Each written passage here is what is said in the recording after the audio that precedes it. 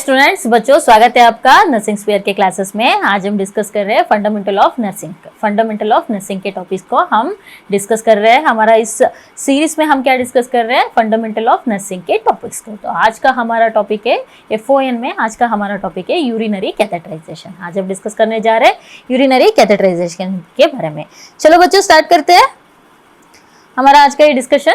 पहले शुरू करते हैं कि जानने से कि कैथेटराइजेशन का मतलब क्या होता है। Catheterization of the urinary bladder. Catheterization of the urinary bladder का मतलब होता है, हम क्या करते हैं, एक ट्यूब को यूरेथ्रा के थ्रू क्या करते हैं, हम ब्लैडर में डाल देते हैं, ब्लैडर में इंसर्ट करते हैं। इंसर्ट करके उससे क्या होता है, हम जो यूरिन होता है ब्लैडर में, जो यूरिन होता है उसको एम्प्टी करते हैं। तो catheterization of the urinary bladder is nothing but insertion of a hollow tube through the urethra into the bladder for removing a urine, and this is a aseptic procedure. This is very important because we have to follow all the we have to take all aseptic precautions because this is a invasive procedure and this is a aseptic procedure, so we have to take all the aseptic precautions. चलो indication क्या है, purposes क्या है, क्यों हम urinary catheterization को करते हैं, क्यों हम कैथेटर को यूरिनरी ब्लैडर में डालते हैं, क्या है पर्पसेस, क्या है इंडिकेशन, क्या है। पहला तो है रिलीव यूरिनरी रिटेंशन। तो अगर बहुत ही क्या होता है, पेशेंट को कभी कभी क्या होता है, किसी भी कारण की वजह से क्या होता है, patient has not pass the urine for a long time. तो पेशेंट ने for a long time patient has not pass the urine for a long time. अगर 4 घंटे हो गए, 6 घंटे हो गए, तो पेशेंट ने यूरिन पास नहीं किया है, तो तब हम क्या करेंगे, हम यूरिनरी कैथेटर्स के थ्रू हम यूरिन को बाहर निकालेंगे। सो दूसरा है to obtain the sterile urine sample, urine specimen. कुछ भी मतलब यूरिन एनालिसिस करने के लिए या तो इन्वेस्टिगेशन के लिए हमें सैंपल चाहिए, यूरिन सैंपल चाहिए, तो हम क्या करते हैं, कैथेटराइजेशन करके उसका मिड स्ट्रीम यूरिन कलेक्ट करते हैं। ये इंपॉर्टेंट है, हमें क्या कलेक्ट करना है, मिड स्ट्रीम यूरिन कलेक्ट करना है। उसके बाद दूसरा इंडिकेशन क्या होता है, to measure the residual urine. कितना जो रेसिडुअल यूरिन होता है उसको मेजर करने के लिए हम क्या करते हैं, कैथेटर को यूज करते हैं। Then to measure accurately urine output. This is very very important क्योंकि this is practically we use it in every day of our hospital में हम प्रैक्टिकली इसको यूज़ करते हैं क्योंकि बहुत सारा क्रिटिकल पेशेंट्स होते हैं, पोस्ट ऑपरेटिव पेशेंट्स होते हैं, ICU में पेशेंट्स होते हैं, तो उनका यूरिन आउटपुट एक ऐसा क्लिनिकल पैरामीटर है, उसको असेस करना बहुत ही ज़्यादा इंपॉर्टेंट है और ये बहुत ही ज़्यादा चीज़ों के बारे में हमें नॉलेज देता है। तो urine output assessment is one of the critical assessment, one of the important assessment in the patient wellbeing. तो urine output, hourly urine output monitor करने के लिए हम क्या करते हैं, यूरिनरी कैथेटराइजेशन करते हैं। उसके बाद to empty the bladder before, during और after surgery. This also is very common we see. अगर हम पेशेंट को सर्जरी में लेके जा रहे हैं तो हम क्या करते हैं, पहले कैथेटराइजेशन करते हैं क्योंकि during surgery before the surgery we do it just to completely evacuate the bladder, so that जब भी हम सर्जरी या कुछ abdominal सर्जरीज या हिस्टेरेक्टमी कुछ भी कर रहे हैं, तब क्या होता है, the chances of injuring the bladder is high because of the urine. अगर यूरिन है, रेसिडुअल यूरिन है, तो क्या हो जाएगा, डिस्टेंट हो जाएगा ब्लैडर, तो क्या होने का चांसेस बहुत ज़्यादा होता है, ब्लैडर इंजरी होने का चांसेस ज़्यादा होता है।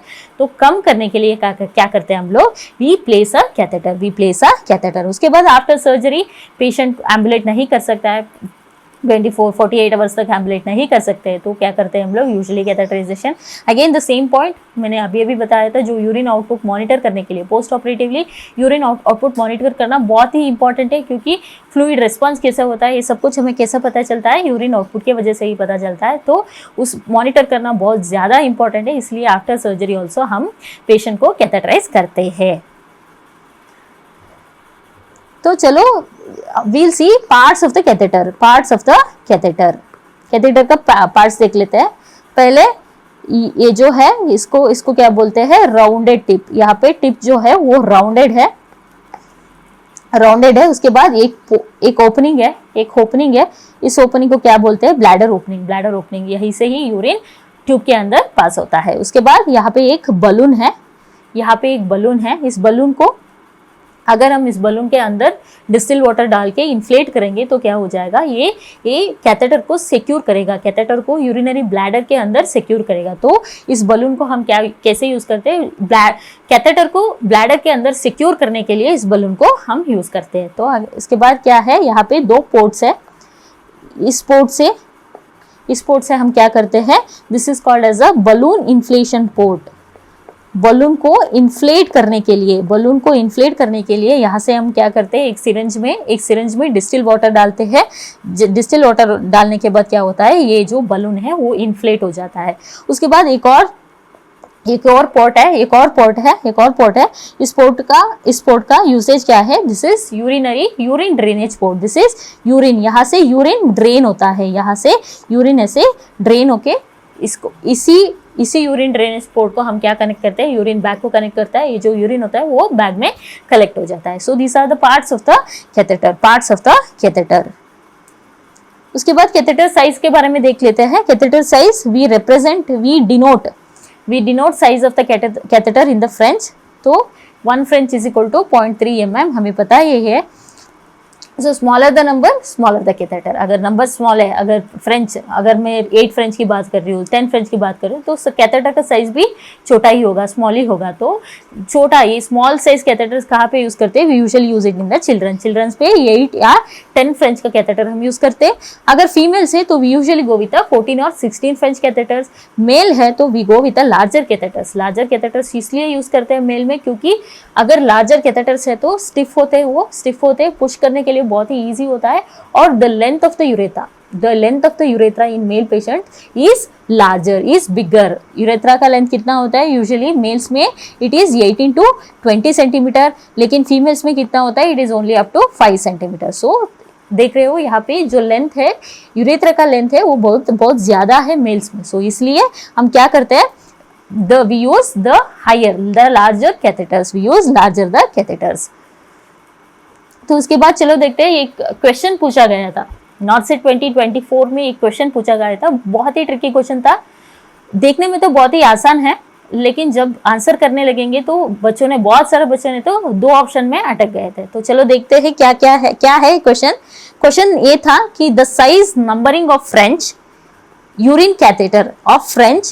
Urine catheter denotes. ये जो फ्रेंच बोलते हैं यूरिनरी कैथेटर का साइज जो हम डिनोट करते हैं फ्रेंच में, वो क्या इंडिकेट करता है, ऑप्शन थे। पहला ऑप्शन था रेडियस ऑफ द कैथेटर, दूसरा ऑप्शन था internal diameter of the catheter, तीसरा ऑप्शन था एक्सटर्नल डायमीटर और चौथा ऑप्शन था सर्कमफ्रेंस ऑफ द डायमीटर। तो हमें पता है ये दोनों option, radius of the catheter और सर्कमफ्रेंस ऑफ द कैथेटर, तो ऑप्शन तो है ही नहीं, इनको तो बहुत आसानी से हमने रूल आउट कर दिया। लेकिन अभी हमारे पास 2 ऑप्शन है, व्हिच इज इंटरनल डायमीटर और एक्सटर्नल डायमीटर। इसमें कौन सा ऑप्शन सही है? बहुत बच्चों ने क्या लिख के आया था, इंटरनल डायमीटर। बच्चों वो नहीं है आंसर है external diameter of the catheter. जब भी हम फ्रेंच के बारे में बात करते हैं, मैंने बताया था अभी, अगर मैं बोलूं कि 8 फ्रेंच का कैथेटर है तो it denotes what, it denotes external diameter of the catheter. तो याद रखना, अगली बार एक ऐसे क्वेश्चन पूछा गया तो बहुत सोच समझ के थिंक करके आंसर करना, क्योंकि ऐसे क्वेश्चन, ट्रिकी क्वेश्चंस तो पूछे जाते हैं स्पेशली आपके नॉर्थ सेट एग्जाम्स में। चलो साइज के बारे में तो देख लिया, अब चलो देखते हैं what are the methods of catheterization या टाइप्स ऑफ कैथेटराइजेशन। तो इसमें 4 तरह के होते हैं। पहला है इंटरमिटेंट, दूसरा है रिटेंशन और इनवेलिंग कैथेटर्स, तीसरा है सुप्राप्यूबिक, चौथा है external catheter. So these are the 4 methods या टाइप्स ऑफ कैथेटराइजेशन।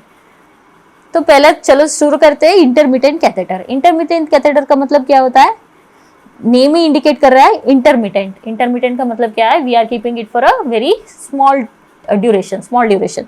तो क्या करते हैं, it is a temporary catheter, क्या करते हैं हम लोग, टेम्पररी हम क्या इंसर्ट करते हैं कैथेटर को, temporary we insert temporary catheter through the urethra into the bladder to drain the urine, to empty the bladder क्या करते हैं हम लोग, पहले कैथेटर को प्लेस करते हैं, एम्प्टी होने के बाद तुरंत हम कैथेटर को रिमूव कर देते हैं, तुरंत कैथेटर को रिमूव कर देते हैं। ಇಲ್ಲಿಗೆ ಈಗಲೇ ಇದೊಂದು ಕಂಪ್ಲೀಟ್ ಮಾಡ್ಬಿಡ್ತೀನಿ, ರೆಡಿ ಆಗು, ಇದಿಷ್ಟು ಕಂಪ್ಲೀಟ್ ಮಾಡ್ಬಿಡ್ತೀನಿ, ಒಂದು 5 minutes ಕೊಡು, ಕಂಪ್ಲೀಟ್ ಆಗೋಗುತ್ತೆ.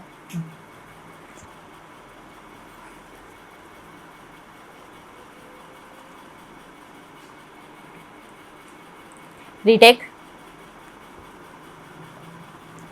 तो ये इंटरमीडिएट कैथेटर कहाँ पे यूज करते हैं? ये इंटरमीडिएट कैथेटर हम यूज करते हैं यूरिनरी रिटेंशन में। यूरिनरी रिटेंशन में तो हम ये यूरिनरी कैथेटर को यूज करते हैं। तुरंत यूरिन को निकालने के बाद, ब्लैडर को एम्प्टी करने के बाद हम क्या करते हैं, इस कैथेटर को रिमूव कर देते हैं, इस कैथेटर को रिमूव कर देते हैं। सो उससे क्या होता है, ये जो यूटीआई होता है, ये जो इन्फेक्शंस होते हैं बिकॉज ऑफ द कैथेटर जो इन्फेक्शंस होते हैं वो इसमें कम होते हैं, ये इसमें कम होते हैं।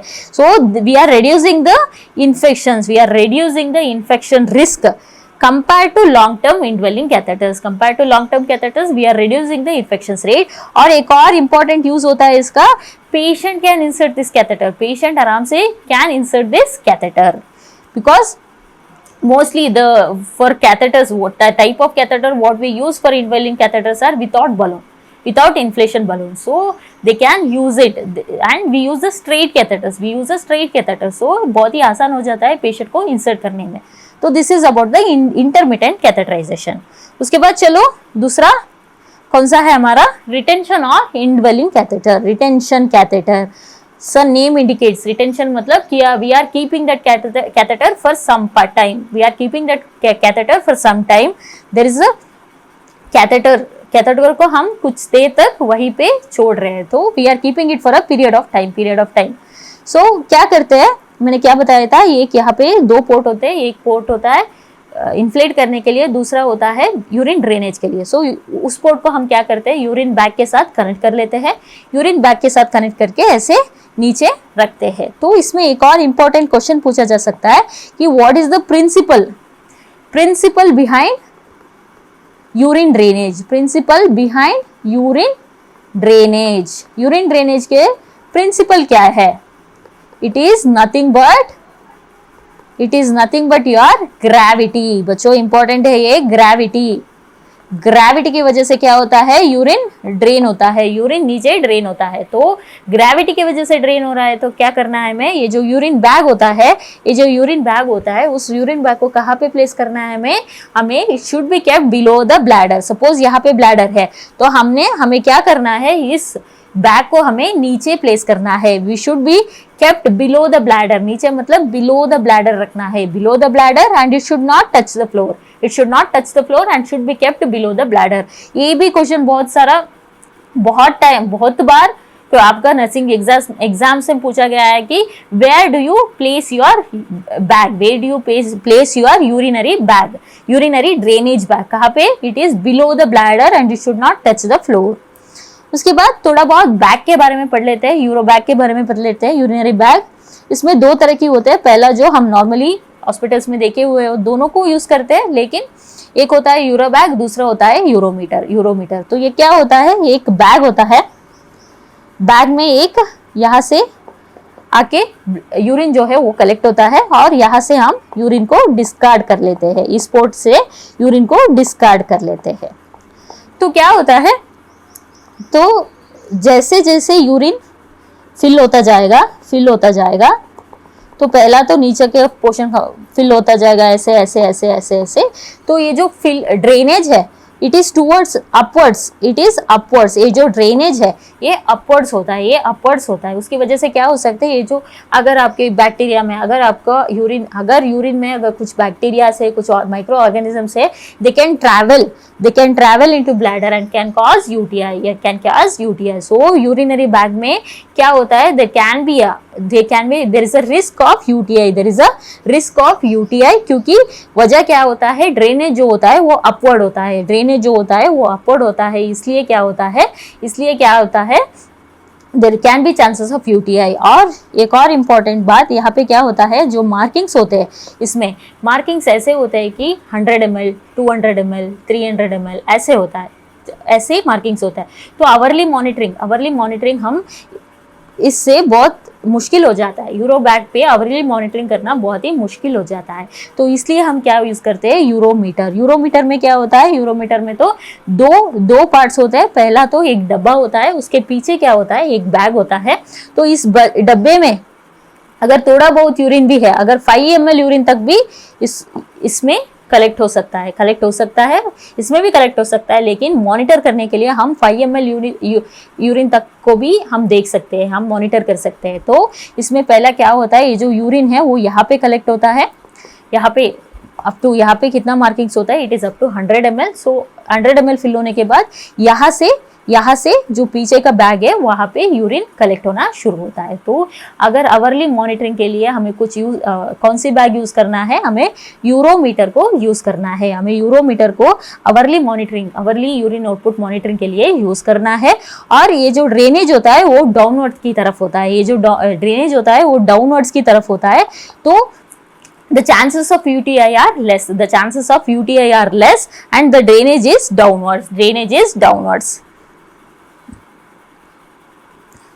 तो कितनी देर तक हम इस कैथेटर को छोड़ सकते हैं, इनवेलिंग कैथेटर्स को कितनी देर तक हम रख सकते हैं, कितनी लंबे टाइम तक हम रख सकते हैं। अगर पीवीसी की कैथेटर है तो it can be kept up to one week, it can be kept up to 1 week.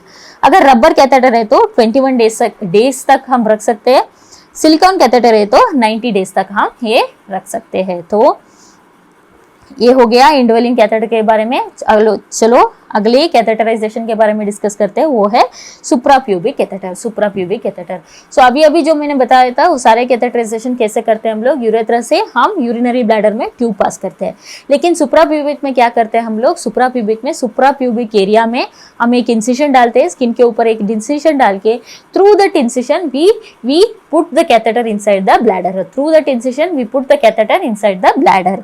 So this is called a suprapubic catheter. So क्या करते हैं हम लोग, catheter is inserted into the bladder through the small incision above the pubic area. So कहाँ पे use करते हैं, continuous drainage के लिए हम यूज करते हैं। Next type of catheterization is external catheterization, या तो उसको क्या बोलते हैं हम लोग, कॉन्डम कैथेटर। यहाँ पे क्या होता है, एग्जैक्टली लाइक योर कॉन्डम, ये कैथेटर को भी ऐसे ही पहनाया जाता है। बाहर कॉन्डम जैसे ही होता है ये कैथेटर, इसको पहनाया जाता है और यहाँ पे एक बैग को कनेक्ट करते हैं, यहाँ पे एक यूरिन बैग को कनेक्ट करता है। तो this is use for a incontinence patient को जब इनकॉन्टिनेंस होता है तब हम इस कैथेटर को यूज करता है। तो इससे क्या हो जाता है, मोबिलिटी बहुत ही आसान हो जाता है और पेशेंट का कॉम्पिटेंस भी अच्छा होता है इसमें। तो this is about the types and methods of catheterization. चलो अब कैथेटर के बारे में डिस्कस करते हैं, कौन कौन सी टाइप्स ऑफ कैथेटर्स है जो नॉर्मली हम यूज करते हैं। यूजुअली वो है फोलिस कैथेटर, हॉस्पिटल्स में जो बहुत फ्रीक्वेंटली यूज करते हैं वो है फोलिस कैथेटर। फोलिस कैथेटर में भी 2 तरह की है, एक है डबल लुमेन, दूसरा है सिंगल लुमेन। डबल लुमेन और ट्रिपल लुमेन। सो मैंने बताया था डबल लुमेन, एक लुमेन को हम यूज करते हैं बलून इन्फ्लेशन के लिए हम क्या करते हैं, एक पोर्टल को यूज करते हैं। दूसरा पोर्टल से क्या होता है, यूरिन जो है वो ड्रेन होता है, यूरिनरी ड्रेनेज जो होता है वो दूसरा पोर्टल से होता है। लेकिन यहाँ पे क्या है, ट्रिपल लुमेन में we have 3 ports, we have 1 2 3 and 3 ports. So क्या होता है ये पोर्ट जो है इसको हम ऐसे ही बलून इन्फ्लेशन करने के लिए यूज करते हैं, just like the double lumen balloon inflation के लिए यूज करते हैं। ये जो दूसरा पोर्टल है इसको हम यूज करते हैं यूरिन ड्रेनेज के लिए। तीसरा जो पोर्टल है वो बहुत ही इंपॉर्टेंट है। तीसरा जो पोर्टल है, ये थर्ड पोर्टल जो है, इसको क्यों यूज करते हैं, this is for the irrigation of the bladder. बच्चों बहुत बार पूछा गया है कि ट्रिपल लुमेन में थर्ड पोर्ट का काम क्या है, it is for the irrigation of the bladder specially in BPH surgery होने के बाद हम इस ट्रिपल लुमेन कैथेटर को प्लेस करते हैं और कंटिन्यूअसली इरिगेट करते हैं, ब्लैडर को इरिगेट करते हैं। तो मैंने बताया था राउंड टिप होता है। राउंड टिप का एडवांटेजेस क्या होता है? It is to prevent injury to the meatus और the urethra, injury to the meatus और द यूरेथ्रा। उसके बाद चलो दूसरा अगला टाइप का कैथेटर है Nelaton's catheter. Nelaton's catheter, Nelaton's catheter का मतलब क्या होता है? It is a straight catheter. Straight catheters होते हैं और there is a no balloon, there is no balloon. तो इसको कहाँ पे यूज करते हैं हम लोग? Intermittent catheterization, intermittent catheterization. तो अब मैंने बताया था इंटरमिटेंट कैथेटराइजेशन के टाइम पे भी पेशेंट कैन इटसेल्फ, पेशेंट खुद ही ये कैथेटर को डाल सकते हैं। तो ये स्ट्रेट होने की वजह से क्या होता है? बहुत ही आसान हो जाता है पेशेंट को पास करना। तो straight catheter and it has got no balloon, no balloon. एक और यहाँ पे कैथेटर दिख रहा है इसको, this is a red rubber catheter. The name of the catheter is Robinson catheter, Robinson catheter. इसको भी इंटरमिटेंट कैथेटराइजेशन के लिए हम यूज करते हैं। नेक्स्ट अगला कैथेटर है मैलिकॉट कैथेटर। मैलिकॉट कैथेटर इंपॉर्टेंट है, बहुत बार आपके एग्जाम में पूछा गया है कि मैलिकॉट कैथेटर क्या है, और इस पिक्चर बेस्ड क्वेश्चन भी यहाँ से पूछा गया है। तो ये जो टिप होता है, ये जो टिप होता है it is the shape of flower, flower जैसा होता है। उसमें चार ओपनिंग्स होते हैं, यहाँ पे देख सकते हैं 4 ओपनिंग्स होते हैं इसमें। So it has got flower shaped tip and it has got 4 openings. We call it as a 4 wings. We call it as a 4 wings. कहाँ पे यूज करते हैं? सुप्राप्यूबिक ड्रेनेज, सुप्राप्यूबिक ड्रेनेज कहाँ पे? परक्यूटेनियस नेफ्रोस्टमी, परक्यूटेनियस नेफ्रोस्टमी में suprapubic drainage के लिए हम मैलिकॉट कैथेटर को यूज करते हैं। उसके बाद है हमारा एक और कैथेटर, वो है काउडीज कैथेटर। काउडीज कैथेटर मैंने पोलिस कैथेटर में टिप कैसा होता है? इट इज राउंडेड टिप, लेकिन यहाँ पे क्या होता है? ये जो टिप है वो कर्व है, एक जो टिप है वो कर्व्ड है। सो कहाँ पे यूज करते हैं हम लोग? बीपीएच में इसको यूज करते हैं। उसके बाद एक और कैथेटर है, वो है pager catheter. Pager catheter, pager catheter का टिप कैसा होता है? It is like a mushroom, it is like a mushroom. यहाँ पे देख सकते हैं मशरूम जैसा होता है ना, ऐसे ही ये टिप दिख रहा है और इसमें सिर्फ 2 विंग्स होते हैं, 2 ओपनिंग्स होते हैं। This is also use for long term suprapubic use, long term suprapubic drainage के लिए हम पेजर कैथेटर को यूज करते हैं। बच्चों ये डिफरेंट कैथेटर्स जो है, इसका पिक्चर बेस्ड क्वेश्चन बहुत बार पूछा गया है, तो ये इंपॉर्टेंट है। चलो कैथेटर्स में भी कलर कोडिंग है, कैथेटर्स में भी कलर कोडिंग है। कैसा याद करना है उसके लिए भी एक निमोनिक है, वो है LBW, गोरे, वैलेंटाइन्स ब्लू, वैलेंटाइन्स ब्लू। तो L stands for your light blue which is of 8 French, और B stands for black which is 10 French। उसके बाद white stands for 12 French, G stands for green 14 French, O stands for orange 16 French। ये दोनों हम कहाँ पे use करते हैं? यूजुअली फीमेल्स पे यूज करते हैं। और 8 और 10 कहाँ पे यूज करते हैं? चिल्ड्रंस पे यूज करते हैं।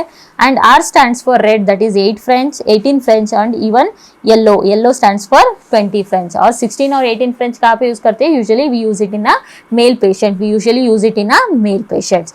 और V stands for Valentine stands for violet which is 22 French, and blue stands for 24 French। तो इसमें ये जो गोरे है, these 4 are very important, क्योंकि इन चारों को हम नॉर्मली यूज करते हैं, तो बहुत इंपॉर्टेंट है ये चारों। The colour coding of this green, orange, red and yellow, this is important. The whole colour coding itself is important, लेकिन बहुत इंपॉर्टेंट है ये सेक्शन। उसके बाद कहाँ पे कैथेटराइजेशन कॉन्ट्रा इंडिकेटेड है? कॉन्ट्रा इंडिकेटेड कहाँ पे है? सो यूरेथ्रल ट्रॉमा, हम कैथेटर डालते हैं यूरेथ्रा के थ्रू। सो यूरेथ्रल ट्रॉमा है तो the urethral catheterization is contraindicated. अगर पेल्विक फ्रैक्चर से तो अगर हम कैथेटर डालेंगे तो अगर कुछ इंजुरी हो गया तो ब्लीडिंग बहुत ज़्यादा होगा, तो और चांसेस होने के ज़्यादा है, तो इंजुरी पेल्विक फ्रैक्चर्स में इंजुरी होने के चांसेस बहुत ज़्यादा होता है, तो इसलिए it is Contra indicated in pelvic fractures। and scrotal hematoma, अगर scrotal hematoma है तो फिर भी in scrotal hematoma also it is contraindicated। So बच्चों ये था different types of catheterization, methods of catheterization और contraindication। अब हम लास्ट सेक्शन में आए हुए हैं, वो है हमारा हमारा कॉम्प्लिकेशन। सो कैथेटराइजेशन से एक इम्पॉर्टेंट कॉम्प्लिकेशन हो सकता है कैथेटराइजेशन में, वो which is called as a CAUTI. CAUTI का मतलब क्या होता है? Catheter induced urinary track infections. Catheter induced urinary track infection, urinary track infection हुआ है बिकॉज ऑफ द कैथेटर। आपने रिटेंशन कैथेटर डाल दी, तभी यूरिनरी ट्रैक्ट में इन्फेक्शन है, which is called as a CAUTI. आपने कैथेटर को रिमूव कर दिया, लेकिन विद इन 48 आवर्स इन्फेक्शन हुआ है, यूरिनरी ट्रैक्ट इन्फेक्शन हुआ है, then it is also called as a CAUTI. So the urinary tract, urinary system infection develops while indwelling catheter in a place or within 48 hours of removal, so which is called as a कौटी। so symptoms क्या होने वाले हैं? symptoms है fever, suprapubic tenderness, important, suprapubic tenderness or pain, or change in the color of character of the urine। change in the character of urine मतलब हमारा जो normal urine होता है, रेगुलर जो यूरिन होता है, उसका कैरेक्टर क्या होता है? It is clear. लेकिन अगर क्लाउडी यूरिन है, अगर क्वेश्चन में क्लाउडी यूरिन मेंशन किया गया है, तो it indicates what? It indicates your UTI. so then there is a increased frequency or increased urgency for the urination। so this is about the CAUTI. और इसका एक प्रिवेंशन बंडल है, that is called as a CAUTI bundle, CAUTI bundle क्यों किया गया है? To prevent the CAUTI, to prevent catheter associated infections. So क्या होता है? पहला तो hand washing, it is very important. मैंने क्या बताया था? It is invasive procedure, we have to take the aseptic precautions. So hand washing is very important and avoid unnecessary catheterization, avoid unnecessary urinary cathetering. अगर patient को नहीं चाहिए तो we should remove and we should encourage and we should be removing the catheter as early as possible। उसके बाद insert urinary catheters using aseptic techniques and maintain urinary catheters based on the recommended guidelines से सो maintain करो। उसके बाद review urinary catheter necessity daily, हमें क्या करना है? Every day we have to review the urinary catheters and the most important is a perineal care. बच्चों, ये था कौटी और कौटी के बंडल्स।